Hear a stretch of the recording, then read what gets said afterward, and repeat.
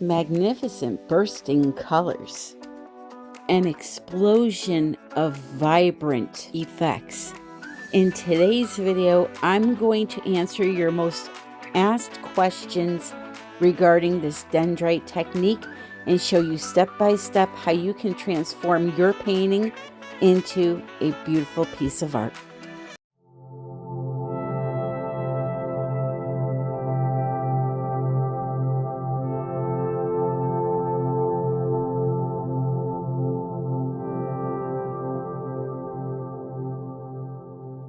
Hello my friends, welcome back to another video.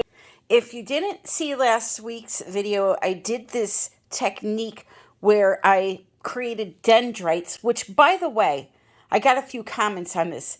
Dendrites themselves are not a new technique, but the way that I delivered the products to the canvas and how I created the piece of art was new. Sometimes when you see the word new in the title, it's new to my channel, or I'm doing an older technique in a new way, okay? But I do know that dendrites have been around for years. But anyway, what dendrites are is making the paint spread out to have this special effect. It looks like tree branches, it looks like snowflakes. And one of the biggest questions was the white paint. Does it have to be this white paint here that I used for the base for it to work?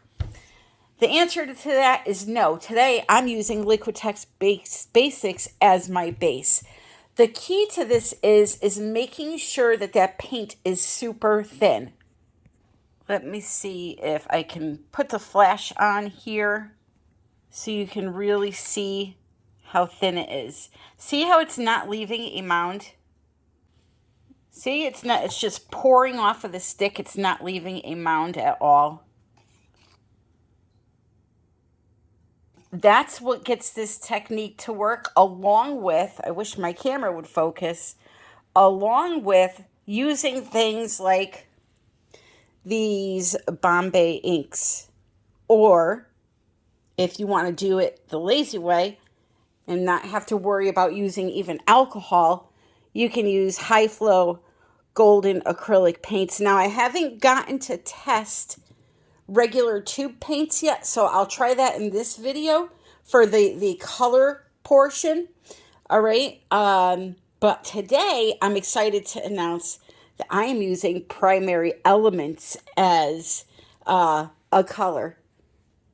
Okay, and they are working beautifully. Nothing is focusing here. What the heck? All right. So I put some of this dry powder in a cup with a little bit of water.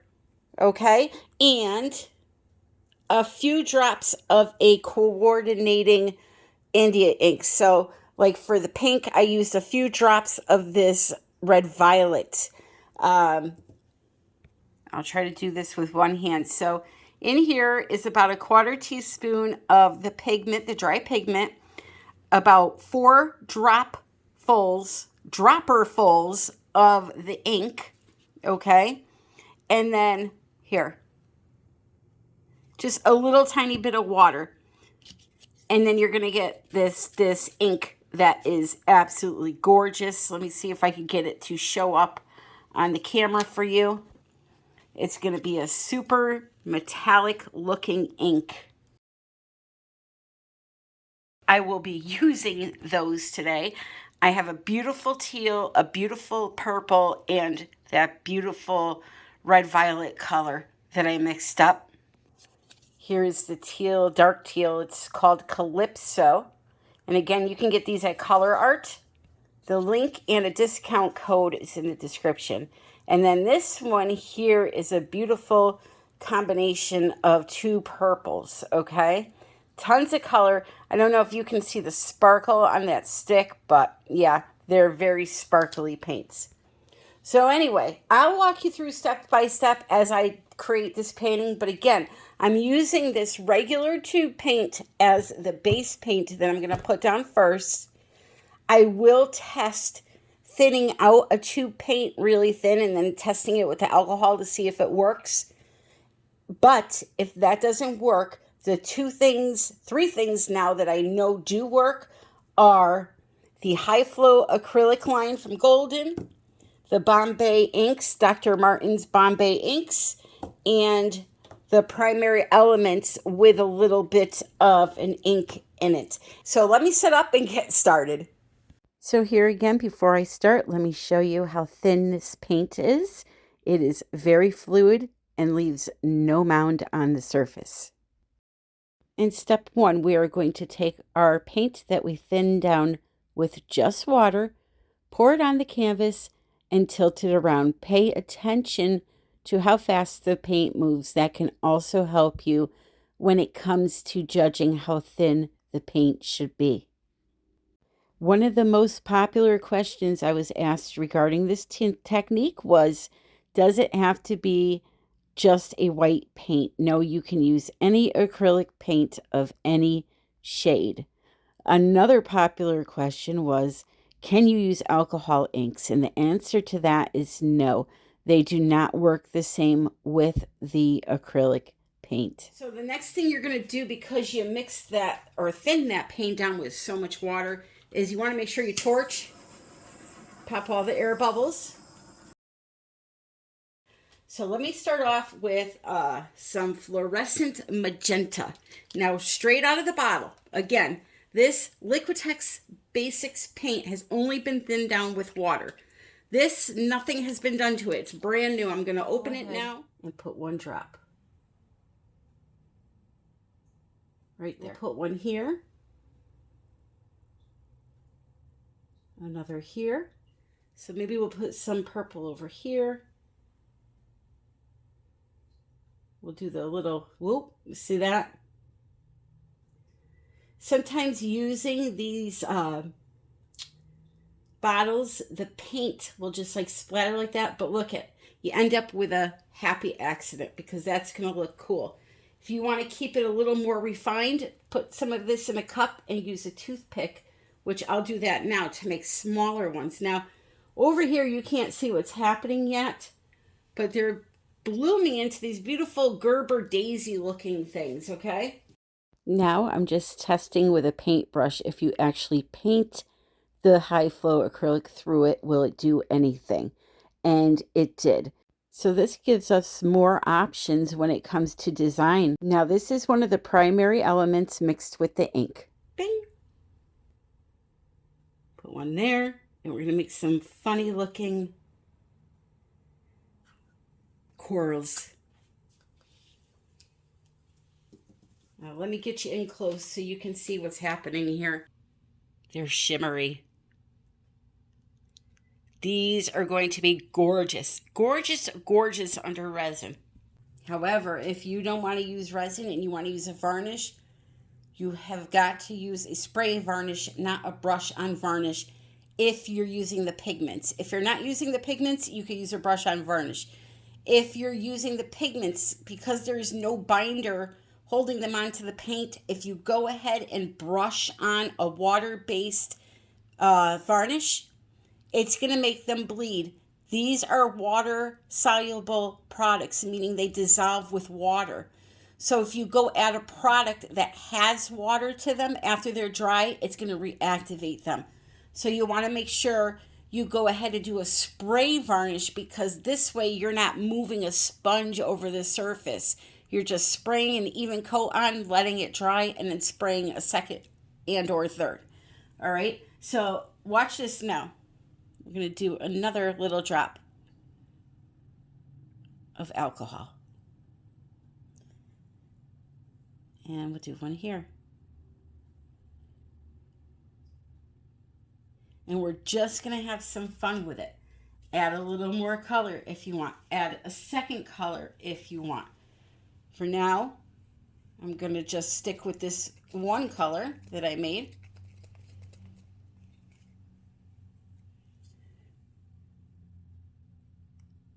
And put a few more drops there.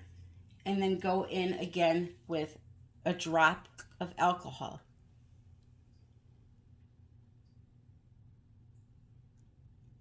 And then what you can do, if you want to keep making it bigger and bigger and bigger, is just keep alternating a drop of color, a drop of alcohol, a drop of color, a drop of alcohol, and just give it some time to spread and do its thing. You'll notice I'm taking my time in between putting down more color and alcohol because the alcohol needs to push out, it needs to come back in, it needs to do its job and settle down and evaporate before these stop growing, okay? So give it a couple of minutes in between, work on a different area. I'm sorry, I forgot I have you zoomed in. Work on a different area while you're, waiting for this to spread out. And have some fun, get creative. You could do all kinds of things. I mean, use your imagination, okay? So I'm going to let you watch me now create my piece of art. And remember, if you're using these high flow acrylic paints, you do not need to use alcohol. It will work on its own. But let me just show you the difference. You see the difference between that one and this one? See the branches, how they look more like branches? This one's kind of more tight, doesn't spread out, as it's not as defined as this type here, okay? So that's the difference between the two. You can combine both. Here, we'll do that. You can combine both and make a different type of flower here. Let's see. Just move you over here.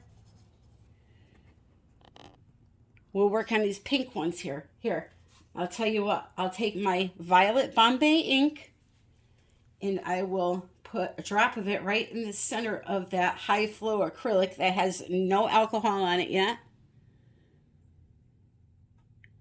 Just like that. We'll do 2 drops. And now watch this. This was my most favorite dendrite that I made.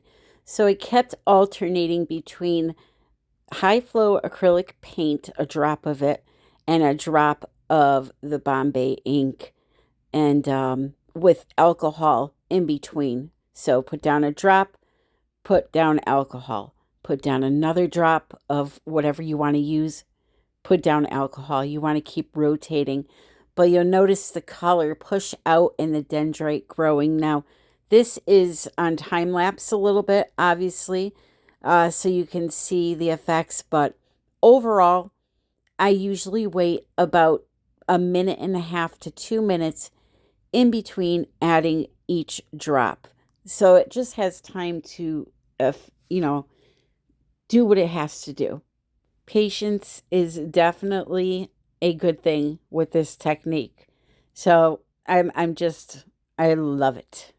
It really is hypnotizing to just sit here and watch the colors expand and then close back in on themselves and watch the little dendrites grow. It's a really fun, relaxing technique. And I like to just skip around on the canvas and work in different areas so that they do have time to grow. So what do you think about that? How cool is that? Now you got purple and pink combining together. Okay, so now it's my turn to create a piece of art and make something out of this. So my idea was a coral garden.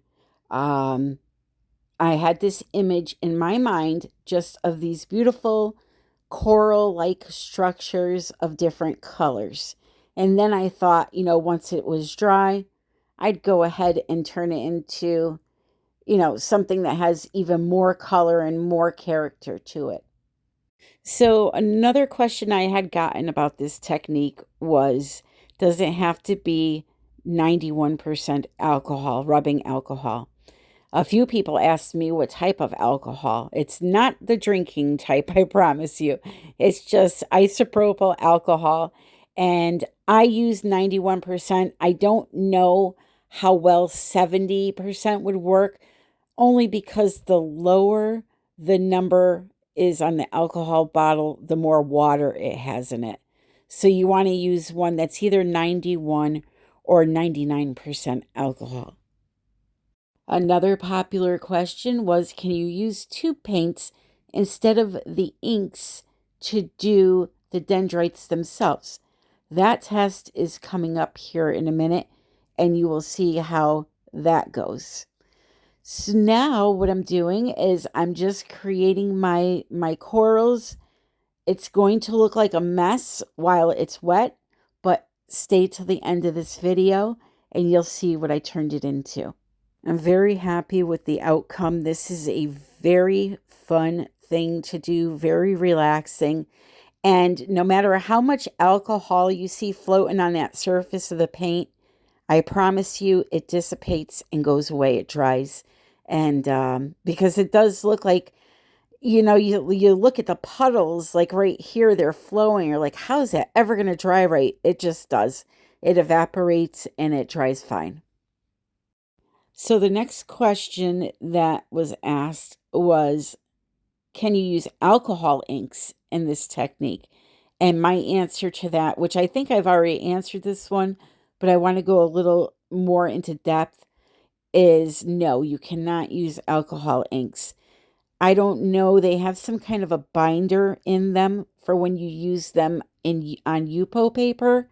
So that binder interferes with the reaction with the acrylic paint. And so you'll get a little bit of color bursting, but the dendrites they don't stay together. So the answer to that is no. If you ever want to do a technique like somebody else on YouTube, try to just use the products that they use if you want that outcome for sure. That's my best piece of advice. I know we have all of these products that we want to use, and we see this new fun technique, and somebody's using something unique, and you want to know if you can use something you already have so that you can save some money. But unfortunately, when it comes to techniques that require certain products, you kind of have to use those products to get the right effects. Now, there are some exceptions to that rule, but generally speaking, you want to use whatever the artist is using. And I would highly recommend for this technique to use a tube paint for the base paint, and then get yourself a couple of these Bombay inks and use them, or the high flow acrylic. You don't have to break the bank. You can literally buy yellow, red, blue, and make, secondary colors out of those by mixing them together. So there's always that option. So here are my dendrites. I'm going to let them dry. Look how cool that is. I just love it. It gives me so much inspiration to now wait for it to dry and create something even better with it. All right. So while it looks crazy with these dendrites everywhere, I have a lot of inspiration to work off of. So that's what you're going to see in a few minutes. But first, let me do the tube paint test. Okay, so here's the same base paint I just used on my canvas. And this is some red paint from Artist Loft. And I put down a puddle of it. It's just thinned down with water, same as the base paint. So I put down a drop of alcohol on top, and you can see it's starting to make the little dendrites on the end. However, I did notice the difference, and I'm going to show you this, between the tube paint and the India ink, the Bombay inks. When it came to the tube paint, the initial drop that I put on the wet surface, after I put the alcohol on there, it made these little dendrites on the end. But now you're going to notice I put more paint down and another drop of alcohol. And what it kind of does is it pushes it out only to a certain point. The key is with this, when you drop the alcohol onto the ink is light enough for it to push it out, and it continues to make the dendrite bigger and bigger and bigger the more you add. With the tube paint, even though it was really, really thin, it kind of just sat there. And I did experiment making it a little bit thinner even, and it kind of just, it was just pushing the outer ring out and not moving all of the paint, if that makes sense. Once I do the ink one here, you're going to see now. But you can see that big red circle staying in the middle. It should be pushing outwards. Now watch the India ink. I keep calling them India inks because that's what they are. Dr. Martin's Bombay India inks is the proper name. But do you see how the India ink is pushing itself outward, making the dendrite bigger? And the tube paint is kind of just sitting in the middle there, and it's pushing the paint around it out. So while it does work somewhat, it doesn't work as well as India inks. Now what I want to do is try to use primary elements with their solution that they're sold with to see if that gives me some kind of a special effect. And you can see here, it works okay, but again, the pigments are kind of heavy with that mica in them. So just them with that polypore on itself, they're a little too heavy. However, using them with the India ink as a way to thin them down worked much better. I know this is a lot of information, but I wanted to get it out there to you. So my suggestion would be, again, to use either India inks, high flow acrylics, or the primary elements mixed with an India ink.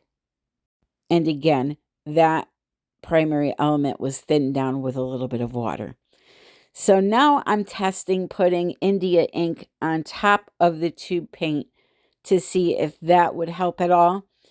And again, you can see it's kind of just breaking up over the tube paint. It is pushing out, but the color is kind of like breaking up a little bit. So yeah, I just would stick with what I know works. But please experiment with different products, different densities, and learn. You may figure out something that I have not tried yet. But hey, my painting's dry. Magically, it's a day later. Everything's dry. This dries really quick, believe it or not, because the tube paint that you thin down for the base is so thin, and the alcohol dissipates really quickly, and all of that dries pretty quick. So here it is, all dry. Everything dried beautifully. And now I must turn this into my magical coral garden. So the first thing I'm going to do here is show you that sometimes when you use the pigments, they will dry with a little bit of texture, but that's okay. It adds character to the painting. Now this is going to be a process to transform this. So I'm going to use a white pencil here, and I'm going to just kind of sketch out a big piece of coral and then work around that. I have no idea in my mind yet for all of this gorgeousness, but I'm going to do one section at a time and figure it out as I go. You have to let inspiration come to you. You can't force it. And I'm just going to show you a few steps of each thing that I did here so far. So I sketched out a few objects, one being a big piece of coral. I whited out that area and started adding color, building up layers of color. I first started off with this coral color and I didn't like it, so I went back and changed it. I also used aids like stencils to help me with some cool patterns. I did some dotting in some areas, some painting, some shading. I mixed up some beautiful chameleon flakes with some clear glue and painted them into the center of my dendrite flowers that I had. And yeah, I used a lot of sparkly stuff. And this one here is absolutely gorgeous. I get those from artistsoldat.com. Painted them in with the glitter glue. Yeah, I mixed them together with glitter glue. Once I was done painting this layer, I added a beautiful layer of KS Liquid Art Ultra UV resin to make it all shiny. And voila, here she is. Vibrant, full of color.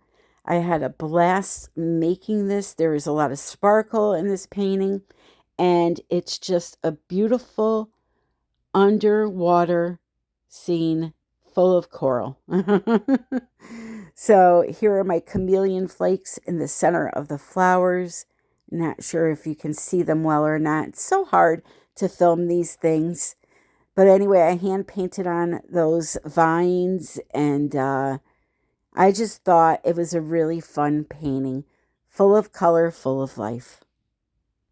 I may or may not come back in to work on this a little bit more, but for now, we're going to call it done. And if you have any questions, just leave them in the comments. In the description of the video, you can find a list of all the products I used, along with discount codes, to save a few pennies on your purchases. If you enjoyed the video, please remember to click like, leave a comment, share with your friends, and subscribe if you are not already subscribed. I hope this video answered your questions that you had regarding this technique. More importantly, I hope you're inspired. Until the next time, my friends, I love you all, and happy pouring.